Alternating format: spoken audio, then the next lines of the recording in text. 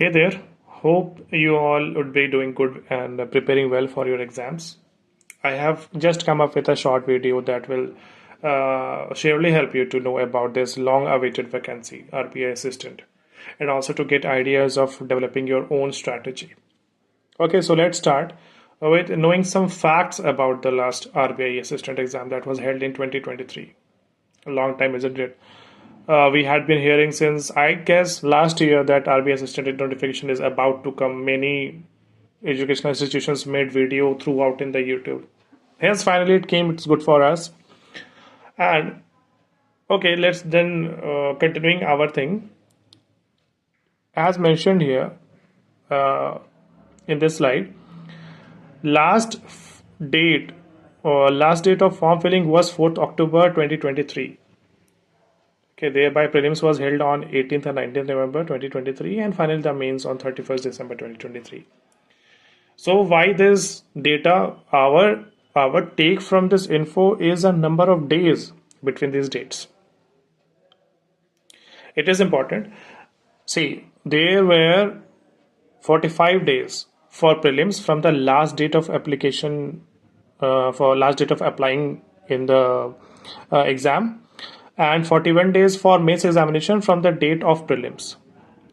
See, 45 days may be a good number of days, to practice and appear for mains, but for prelims. But it should be just for prelims. But if you see the other one, that is 41 days, it is not enough for the mains. Why? Why? Because as you, जैसे imagine करो ना कि from the date of prelims to till the date of mains, how many subjects you have to cover for mains? There are 5 sections, right? Including computer applications, including GA, which you have to, अब कितना भी पढ़ लो, 4 महीने पढ़ लो, 5 महीने पढ़ लो, 6 महीने पढ़ लो, there are something you are going to miss.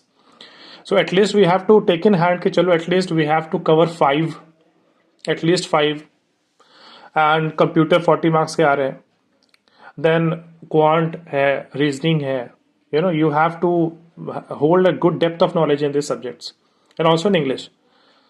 So without preparation, without going through at least GA को, तो at least you need 4 to 5 revisions. At least I'm saying this. और फिर mocks. तो preparation तो भाई अभी से करना होगा ना. So that's why I said कि 41 days was just not enough. तो ये पिछले साल के डेटा हैं. With the help of this data we can analyze कि चलो ऐसा कुछ तो हमेशा होता ही है, तो ऐसा कुछ इस साल भी होने वाला है ना. तो ओके देन मूविंग फॉरवर्ड, ये प्रीलिम्स का पैटर्न देखते हैं हम लोग जो लास्ट ईयर आया हुआ था, बिकॉज लास्ट ईयर से ही हम लोग को बस जज करना है, देखना है कि कैसा पेपर आया था, एंड विद दैट पर्सपेक्टिव हम लोग अपने प्रिपरेशन को अभी से कंटिन्यू करेंगे. तो लास्ट एग्जाम का पैटर्न, प्रीलिम्स पैटर्न क्या था? It was like English quant reasoning जैसा चलता है, 20 मिनट्स ईच, और English carrying 30 marks, 30 question 30 marks, quant 35 question 35 marks, reasoning 35 question 35 marks. But it is bound to change. It may change. The pattern may change this year. जैसे कि English में 40 questions 40 marks आ सकते हैं, quant और reasoning में 30 each आ सकते हैं with 20 minutes each. Because ये नाबार्ड डीए का जो इस साल का एप्लीकेशन फॉर्म है उसमें इसी तरीके का प्रीलिम्स का पैटर्न है. तो I am expecting this. Okay, तो अभी जैसे कि इसका कट ऑफ के बारे में बात करें तो यू सी कट ऑफ 95% से तो ऊपर ही है ना जनरल कैटेगरी के. हेंस ऐसे वैसे अगर देखा जाए तो हर कैटेगरी स्टेट के वाइज आता है ना इसमें कट ऑफ. बट हियर हम क्या कर रहे हैं ना, कैटेगरी वाइज को किसी जिस स्टेट में सबसे ज़्यादा मैक्सिमम मार्क्स आए हैं आई पुट अप हियर.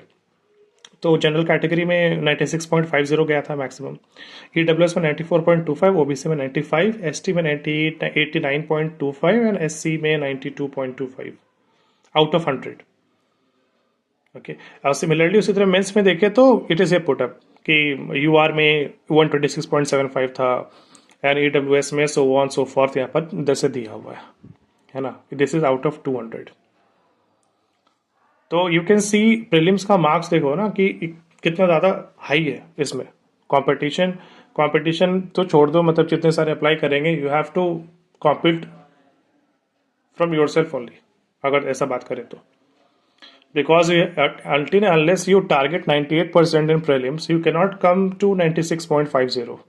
अगर इसको देखें जो जनरल कैटेगरी का 96.50 है, तो think you have to just think कि 98% भी अगर तुम नहीं ला पा रहे हो then it's of no use, general category से ऐसे ही बाहर हो जाओगे। खैर, हमारा काम है प्रिपरेशन करना।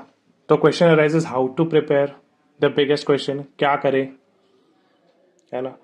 तो देखो इस स्लाइड को, कुछ चमकेगा जरूर बिकॉज फॉन्ट ही ऐसा है यू, और यहाँ क्या लिखा हुआ है ना, you should be consistent, you should clear your concept, you should clear your basics and unlimited marks, ये लिखा हुआ है। और ये जिस फॉन्ट में जिस तरीके से लिखा हुआ है ना, it should always shine in the same way like the rising sun, rising sign का है ना इसमें, it should be like this. Because तुम ही खुद सोचो ना, जहां पर कट ऑफ इतना ज्यादा हाई जा रहा है वहां पर हाउ कुड यू एफोर्ड किया लिमिटेड नॉलेज लेकर के जा करके प्रीलिम्स क्लियर कर दे रहे हैं। I will tell you my story because I have appeared last time. तो मेरे 86 मार्क्स थे, आई रिमेंबर। मेरे मिस्टेक्स कितने थे, रीजनिंग में मेरे मिस्टेक्स थे, मेरे मिस्टेक्स इंग्लिश में थे, इंग्लिश में टोन ऑफ द पैसेज था उसमें गलती हो गया था, रीजनिंग में मेरा एक पजल गलती हो गया था which I came to know later on. वो तो एग्जाम के बाद ही जब अगर बात करो ना with a good student if you come across, तो वहां पर ही पता चल जाता है वेयर यू हैव गॉन। तो उसी में क्लियर हो गया था। और मेरे स्टेट में कट ऑफ 94 गया था उस समय, तो मुझे 86 आया था। तो इट वाज लाइक दैट। तो क्वेश्चन के तरीके बहुत ही सिंपल रहते हैं प्रीलिम्स में, I would say you simple रहते हैं। दैट इज इंग्लिश में तो ग्रामेटिकल बेस्ड, ग्रामर बेस्ड रहते हैं, फैक्चुअल क्वेश्चंस। क्वांट में भी फैक्चुअल क्वेश्चंस रहते हैं, कंसेप्ट बेस्ड क्वेश्चंस रहते हैं। Not too lengthy, not too short. आता है तुरंत बनेगा, नहीं आता है यू विल मतलब keep writing on that A4 size paper जैसे स्कूल में सॉल्व करते थे। तो वैसे वैसे क्वेश्चंस आते हैं। You need to have a good grasp of concepts in quant. Reasoning तो खैर बन ही जाता है, लेकिन मिस्टेक्स होने का भी उतनी ज़्यादा प्रोबेबिलिटी रहता है बिकॉज वहाँ पर कुछ कुछ क्वेश्चंस ऐसे रहते हैं जैसे कि पजल में ही तुमको तो क्वेश्चंस तो तुम्हारे बन ही जाएंगे। एक पॉसिबिलिटी लेके बनाओगे, एक इन्फॉर्मेशन मिस आउट हुआ, तुम्हारा आंसर रेडी के सामने में और 5 का 5 ऑप्शंस दिया हुआ है, you will tick in all, जैसे मेरे साथ हुआ था। और फिर तुम्हें लग रहा है कि ये सही है बट ये सही नहीं रहता, गलत हो जाता है। तो इट हैपेंस लाइक दैट।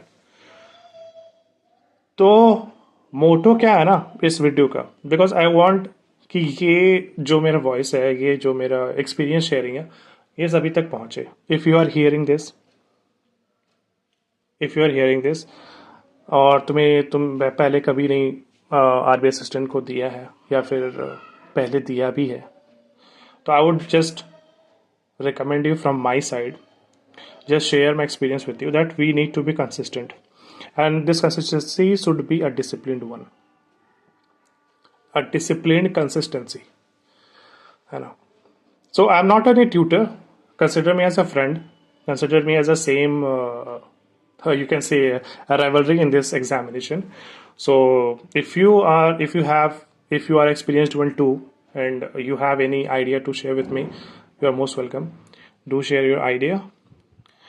और जाते जाते I just like to request you, if this video gives ease of some help to you, कुछ भी अगर तुमने इस वीडियो से सीखा है या फिर अच्छा लगा, then please subscribe to my channel and also like my video. ऐसे क्या होता है ना कि the video reaches to maximum ones. क्या पता इंस्टीट्यूट्स के चक्कर में बहुत कोई आके कोर्स खरीद लेते हैं, जबकि इतना कुछ I am guaranteeing you this, ये एग्जाम ना कोर्स परचेज करके पढ़ने लायक तो नहीं है। If your basics are cleared, if you are good at maths, if you are good at English, तो रीजनिंग तो ऐसे भी एक प्रैक्टिस का चीज़ है, ठीक है। और फिर जीए तो यार कहीं से भी जीए हो जाता है, कहीं से भी क्या, बहुत सारे फ्री सोर्सेस है यूट्यूब पर। तो I would encourage of not purchasing any course. I would also encourage to do it on your own. Course purchase करने से कुछ नहीं होता है। It is my experience. RBI grade B में मैंने लास्ट टाइम कोर्स परचेज किया, they fed me with a narrative कि सिलेक्टेड टॉपिक्स पढ़ने से 80% ऑफ द मार्क्स तुम ले आओगे, but nothing happened as such. तो खुद से पढ़ो, खुद से एनालाइज करो। Yes, we are here. We are here means I, you, everyone who is listening to this. we can collaborate over this video. We can exchange our ideas through this video.